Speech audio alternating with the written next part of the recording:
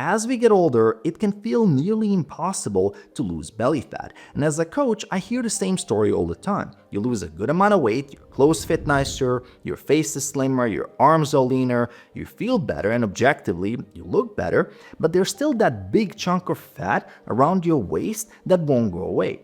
And the frustration is real. You can do a lot of things right and still be stuck. And that's why in this video, I want to go over the number one mistake I've seen that makes losing belly fat extremely difficult. Avoid this mistake, and I'm confident you're gonna start seeing progress again and finally get this done. Now, to show you what I mean, let's use our good old friend Joe as an example.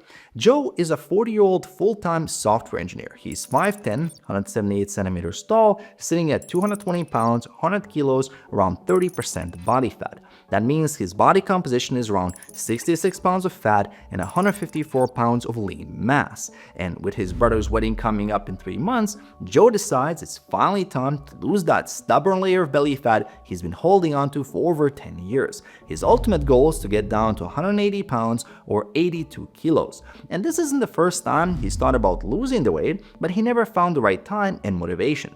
So now, with 3 months to go, Joe is willing to do whatever it takes. And based on his research and digging through YouTube, he realized he needs to create a calorie deficit in order to lose body fat. So for the first time ever, he starts tracking calories with an app. The app sets his intake to 1800 calories a day, and he follows a basic low-carb meal plan. Every morning, he added cardio on an empty stomach before work and tried to walk as much as possible throughout the day. Joe didn't really care about building more muscle, and in his mind, going to the gym and lifting weights felt like a waste of time. And this approach worked. Within 12 weeks, he lost about 30 pounds. Not the full 40 pounds he was hoping for, but he was happy. He looked better in clothes, his face was thinner, he was looking younger, he got all the compliments from people at the wedding, and had a great time. On the surface, this was a major success for Joe. But when we dig deeper, we start seeing some really big issues. Joe went from 220 pounds to 190 pounds in 3 months. With a low calorie intake, no weight training, and without focusing much on his protein intake, around 20 to 25% of those 30 pounds he lost were lean mass. So he actually lost more like 22 pounds of fat and 8 pounds of lean mass. Now at 190 pounds, he's at 23% body fat with a body composition of 44 pounds of fat and 146 pounds of fat-free mass. Just for comparison, if Joe kept his muscle mass, he would have been at 19% body fat at 190 pounds. And here's where it gets worse.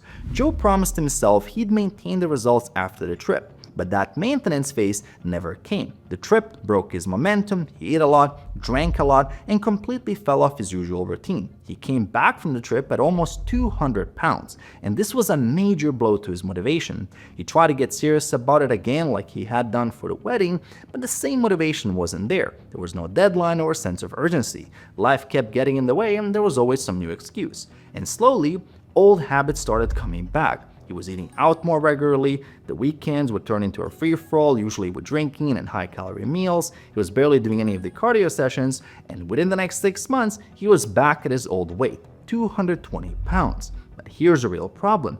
This time, it's not the same body composition. Because Joe regained 30 pounds without a proper lifting routine, it wasn't like a planned lean bulk or anything like that. All the weight he gained was body fat. So now at 220 pounds, he has 74 pounds of fat mass and 146 pounds of fat-free mass. If we compare that to Joe's starting point, he essentially swapped 8 pounds of lean mass for fat. So this puts Joe now at 34% body fat at 220 pounds, higher than the 30% he started with. And now he looks worse than before.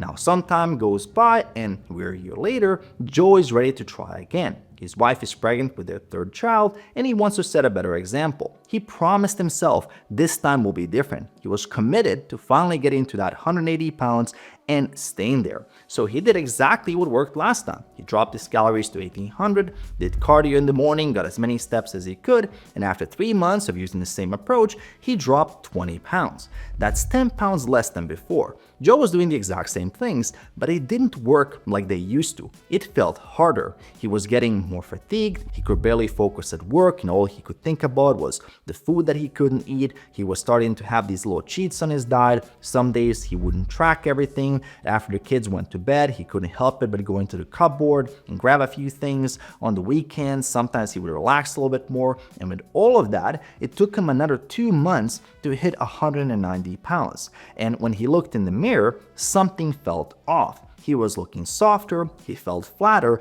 and looked worse than he previously did at that same weight. And this is the part that breaks a lot of guys, because on paper, Joe is doing a lot of things right, but it's just not working the way it should, and here's why.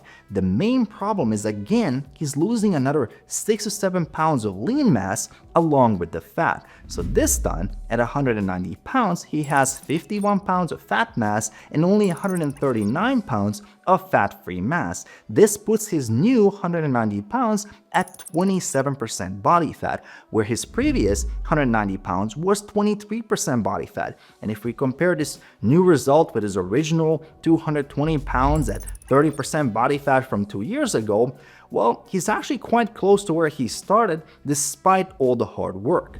Now for Joe to finally see his abs and get rid of the belly fat with this much muscle, he'd have to cut down to 165 pounds. And losing another 25 pounds at this point in his journey feels impossible. And this is a story I hear time after time.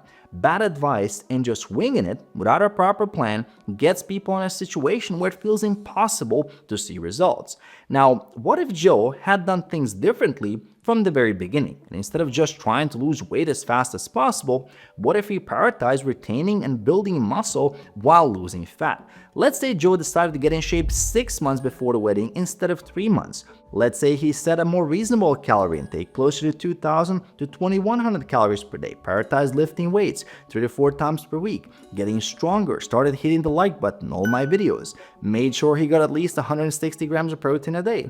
Well, after 3 months, he wouldn't have dropped 30 pounds, maybe it would have been half that, closer to 15 pounds. It would have taken him the full 6 months to lose 30 pounds, but the difference is, all that he lost would have been body fat, and he might have even gained a few pounds of muscle in the process. So let's say Joe gained 4 pounds of muscle in those 6 months. Well, now his 190 pounds would put him at 17% body fat. That would have been a much leaner, stronger, and healthier physique. The belly would have been almost completely gone. And most importantly, he wouldn't have slowed down his metabolism, and keeping his results long-term would have been a lot easier.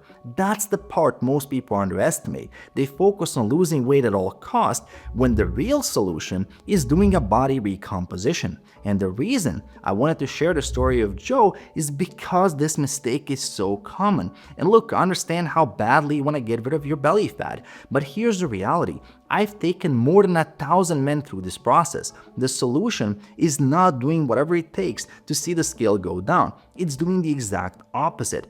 First off, you want to approach this more like an athlete, not like a dieter. Always make sure you're lifting weights with a dedicated program 3 to 4 times per week, and that you're getting stronger. Focus on performance, even twice a week will deliver results. Second, to retain and build muscle, make sure you're getting 0.8 to 1 gram of protein per pound of your ideal weight. This is non-negotiable. And if you've been yo-yoing for years, don't do another aggressive caloric deficit. Be patient. The benefit of a smaller caloric deficit is that it allows you to gain muscle while losing body fat, and it's easier to stick to. You won't always see big drops on the scale, but you're gonna see consistent progress, waist getting smaller, you getting stronger, and your body composition will be massively improving.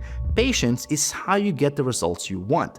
Take the long view on this. If you do it right, you will never struggle with belly fat again. And if you want me to coach you and hold you accountable through this process, check the first link in the description below. I'm also going to leave another very important video here for you at the end, so check out that video and I will see you there.